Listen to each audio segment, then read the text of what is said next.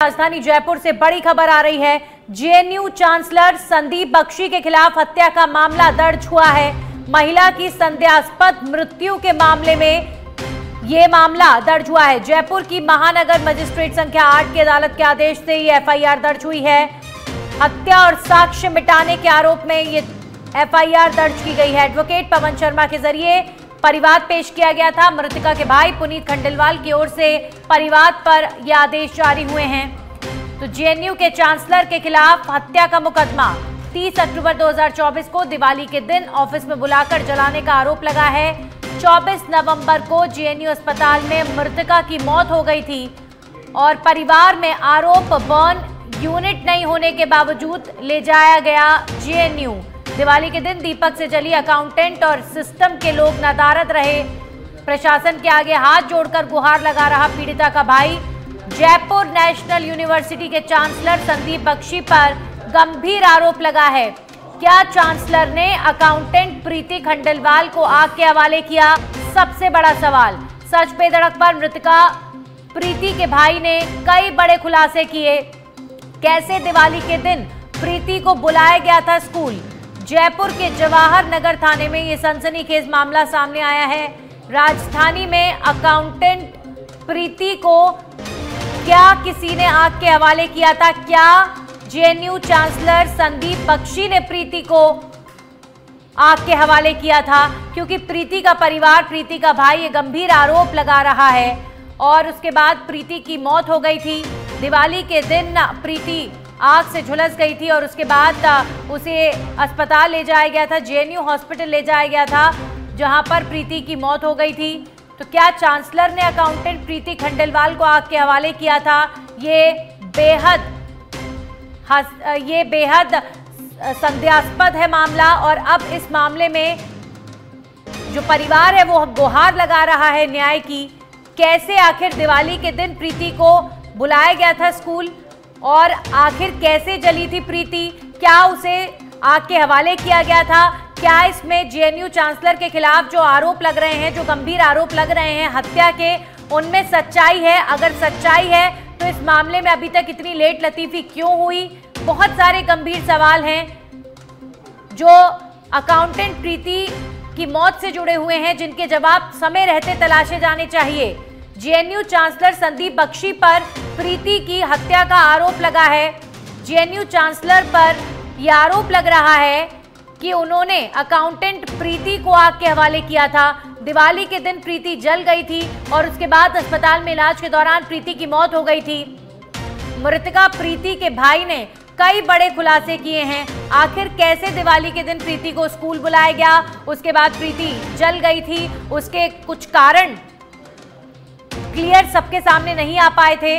और अब जो प्रीति का भाई है वो न्याय की गुहार लगा रहा है और उसने जेएनयू के चांसलर के खिलाफ हत्या का केस दर्ज करवाया है। अब इस मामले में सबसे बड़ा सवाल ये है कि इतना गंभीर आरोप लग रहा है संदीप बख्शी के खिलाफ, आखिर कार्रवाई क्या? मैं पहले से ये एक मेडिकल इतला थी कि एक महिला दीपक के अपने दुपट्टे से आग लगने से और जल के और दौरान इलाज वो एक्सपायर होगी। एक्सपायर होने पे मर्ग दर्ज हुआ। मर्ग संख्या 22/24 दर्ज होने पर उसकी जांच और उसकी पंचायतनामा और लाश सुपुर्दगी और सब कुछ हो गया। उस समय तक परिवादी ने कोई किसी प्रकार की रिपोर्ट नहीं दी और न ही पोस्टमार्टम करवाया। उसके पश्चात न्यायालय से 156(3) में ये इस्तगासा भिजवाया, 175(3) में, और उसके इस्तगासे के ऊपर ये प्रकरण दर्ज हुआ है। जांच चल रही है और परिवादी से नोटिस वगैरह अपनी जांच में गवाह सबूत पेश करने के लिए बताया है, जो परिवादी उपस्थित हुआ नहीं है। और जांच जैसी सूरत होगी कार्रवाई की जाएगी, विधि अनुसार कार्रवाई। जयपुर नेशनल यूनिवर्सिटी के चांसलर संदीप बख्शी पर हत्या का एक मामला दर्ज हुआ है और इस मामले में परिवादी यानी कि शिकायतकर्ता एक पीड़िता के भाई, जिसे जलाकर मार दिया गया, उनके भाई शिकायतकर्ता पुनीत खंडेलवाल मेरे साथ है।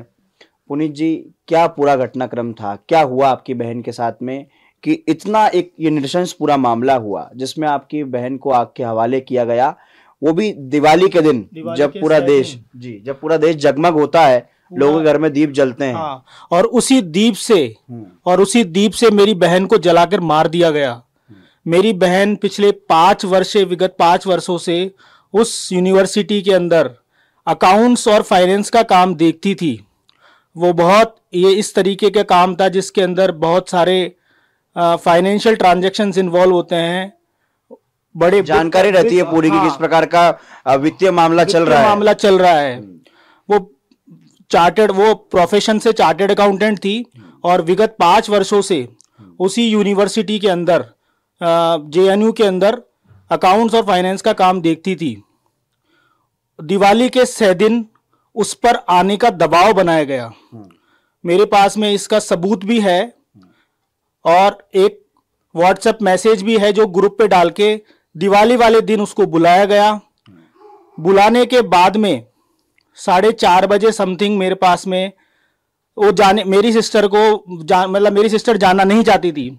उसने आके पापा से कहा कि पापा, मुझे संदीप बख्शी जी ने बुलाया है और मुझे वहां पे जाना पड़ेगा। मेरे पापा ने भी उसको काफी रोका कि दिवाली वाले दिन 6 दिन कौन जाता है, दिवाली है, दिवाली वाले दिन सभी की छुट्टी होती है, तो दिवाली वाले दिन जाने का क्या सेंस है। बोले नहीं, संदीप बख्शी जी ने मुझे जबरदस्ती से बुलाया है और मुझे जाना ही पड़ेगा, ऐसा मुझे कहा गया। दबाव बनाया गया पूरी तरीके हाँ, से। मतलब इस तरीके से दबाव बनाया गया कि मेरी सिस्टर को 1% भी जाने की इच्छा नहीं थी, लेकिन इसके बावजूद उसने बोला कि पापा ठीक है, अब इनका इतना प्रेशर है तो मुझे वहां जाना पड़ेगा क्योंकि मैं वहां पे काम करती हूं। जाने के बाद में करीब 4:50 पर समवेयर अराउंड मेरे पास में कॉल आया मेरी सिस्टर का ही कि भाई मैं बहुत जल गई हूं। आपकी बहन यहाँ से गई कितने बजे थी? मेरी बहन यहाँ से समवेयर अराउंड 3:30 बजे गई थी, 3:30 से 4 बजे। और ने इसे कॉल आया मेरे पास में 5:30-40 पे, क्योंकि हम दिए जलाने की घर पे प्रिपरेशन कर रहे थे। 6 बजे समथिंग का मुहूर्त था, 5:40 पे मेरे पास में कॉल आया था और हम उस समय दीपक जलाने की प्रिपरेशन हमारी चल रही थी घर पे। और उसी समय मेरे पास में कॉल आया कि भाई मुझे बचा ले, इन लोगों ने मुझे जला दिया है। जब मैंने पूछा कि क्या हुआ तो उसने मुझे बताया कि मुझे बिल्कुल कुछ नहीं पता, मेरे को आग लग गई है, मेरे पूरे शरीर में आग लग गई है। तो मैंने बोला कि मैं संदीप बख्शी जी को मैं फोन करता हूं। तो मैंने संदीप बख्शी जी को कांटेक्ट करने की कोशिश की, पर संदीप बख्शी जी ने मेरा कोई कॉल नहीं उठाया। उसके बाद में उसके ऑफिस के सह स्टाफ विमल कुमावत से मेरी बात हुई और मैंने उसको कहा कि आप इसे SMS हॉस्पिटल में लेके जाओ। उसने मुझे इसको कहा कि नहीं, हम इसको JNU हॉस्पिटल लेके जाएंगे।